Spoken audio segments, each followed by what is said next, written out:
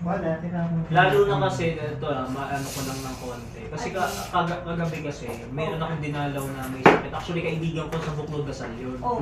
Ngayon, Pasensya na pipil ko ang gusto niyo. pagkatapos ko siyang dinalaw kagabi sa kanila, Nagmamadali nagmamadali akong bumalik dito ng parish office. Dumiretso ako ng Adoration Chapel.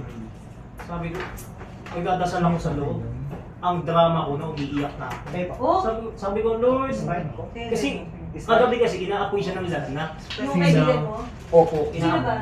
Sa kaibigan ko sa Buklod Dasal dyan sa Tagalog area to, bata pa, grade 6. Kasi nung nasa Adoration Chapel ako, ang drama ko umiiyak na ako. Sabi ko, Lord, pagalingin mo siya. Walain mo yung lagnat niya. Ang drama ko nagpag-iyak ako ng iyak sa Adoration Chapel. Pagkatapos ko ng gano'n, balik ako sa taas. Masayayin ka, di ba? Nag-practice na kami, kasama ko yung Good Shepherds. Nag-practice na kami para Namumulot sa ka. Paris Fiesta. Basta Yun yung medyo nakakashock. Pero thank you Lord, sa awa ng Diyos. Maayos na kalagayan. Maayos na kalagayan niya ngayon. Libe! Sino ako? Ako.